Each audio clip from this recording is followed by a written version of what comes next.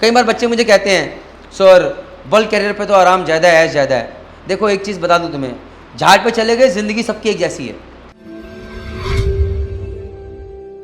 Hi everyone, जय हिंद, जय भारत, जय माता दी। This is chief engineer Praneet Mehta, director JMD academy.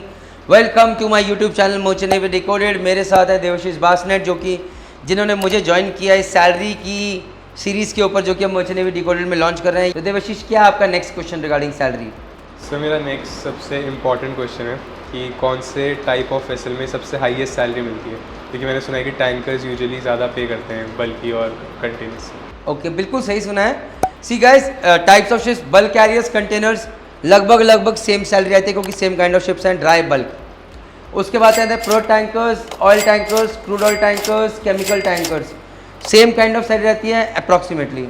Then उसमें एलपीजी टैंकर्स भी आप जोड़ सकते हो। और लास्ट आते हैं एलएनजी टैंकर्स।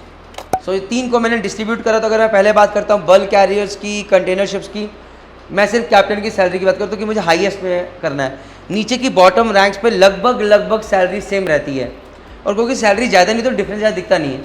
जैसे कि अगर थर्ड ऑफिसर की बल्क कैरियर को $2200 है, तो उससे टैंकर पे $2400 होगी, तो $200 का डिफरेंस ज़्यादा लगता नहीं है। लेकिन जैसे जब तक आप कैप्टन बनते हो, वो डिफरेंस ह्यूज होता चला जाता है। Like on a bulk carrier, a captain salary is $10,000 a month. एक एवरेज कंपनी की बात कर रहा हूँ। तो if you go on that same company on oil tanker, वहीं पर सैलरी $14,000 तक चली जाएगी। वहीं पर अगर आप उस कंपनी में एलएनजी कैरियर्स में अगर आप सेल कर रहे हो, वो सैलरी $18,000 तक भी जा सकती है। So this is huge difference. So अगर आपकी ज़िंदगी का प्लान है लॉन्ग टर्म सेलिंग करने का, तो मेरे हिसाब से ये हायर जो टफ शिप्स हैं, जैसे एलएनजी कैरियर्स, गैस कैरियर्स, इनके प्रति एक्साइटेड ज़्यादा रही है। क्योंकि एक स्टेज के बाद आपको पता है कि अगर आप टैंकर पे, अगर आप बल्कि पे कैप्टन बन गए, तो उसके बाद आगे ग्रोथ नहीं है, तो फिर आप ज़िंदगी पर $10,000 पे रह जाओगे। लेकिन अगर आप टैंकर पे कैप्टन बनते हो, ऐसे करके थोड़ा टाइम बाद बनोगे, से 8 साल की जगह 10 साल लग जाएंगे, लेकिन आप 14,000 के ब्रैकेट पे आ जाओगे, उसके बाद ग्रोथ नहीं है। लेकिन वहीं अगर आप इस पे चले गए, गैस कैरियर पे चले गए, तो अब जहाँ पर 8 साल लग रहे थे बल्क कैरियर पे, 10 से 12 साल लग रहे थे टैंकर पे कैप्टन बनने में, यहाँ पर शायद 14 साल लगे। लेकिन 14 साल के बाद जो आपका ब्रैकेट होगा, that will be $18,000, you will be the market leaders.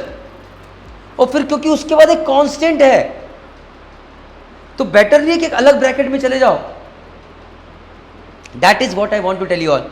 कई बार बच्चे मुझे कहते हैं सर बल्क कैरियर पे तो आराम ज़्यादा है, ज़्यादा है। देखो एक चीज़ बता दूं तुम्हें, जहाज पे चले गए, ज़िंदगी सबकी एक जैसी है। हाँ, बल्क कैरियर पे थोड़ा बारबेक्यू करने को मिल जाएगा, थोड़ा ज़्यादा घूमने को मिल जाएगा। लेकिन अगर लॉन्ग टर्म में देखोगे, तो जहाँ पर ज़्यादा पैसे हैं, जहाँ पर ज़्यादा सेविंग है, और आगे चल के शॉर्टर कॉन्ट्रैक्ट्स हैं, जहाँ पर तुम ज़्यादा टाइम फैमिली के साथ स्पेंड कर सकते हो, और घूमने फिरने फैमिली के साथ ज़्यादा मौज मस्ती के साथ जा सकते हो। तो थोड़ा सा सोचिए, जब जहाज पे गए हो तो वैसे ही मान के गए हो कि मौज मस्ती के लिए नहीं गए हो, तो अपना प्लीज़ ये परसेप्शन हटाइए। और अगर मेरी मानिए तो गैस कैरियर्स के प्रति ज़्यादा अट्रैक्टेड रहिए। अगर ज़िंदगी भर सेल करना है तो again putting that question around, नहीं तो फिर then comes tankers, prod tankers, chemical tankers, and then lastly bulk carriers, containers. तो प्लीज़ आप लोग देखिए, और जो आपको लगता है आपके लिए सही है वो कीजिए। अगर आपको ये वीडियो अच्छा लगा है, प्लीज़ लाइक कीजिए, शेयर कीजिए अपने दोस्तों के साथ, सब्सक्राइब कीजिए इस यूट्यूब चैनल को। और अगर आपको जानना है राउंड द ईयर सैलरी के बारे में, आपको जानना है मैनेजमेंट कंपनीज़ और ओनरशिप कंपनीज़ के सैलरी डिफरेंस के बारे में, तो प्लीज़ इस वीडियो को देखिए, आपको सारी जानकारी मिलेगी। Thank you very much. जय हिंद, जय भारत, जय माता दी।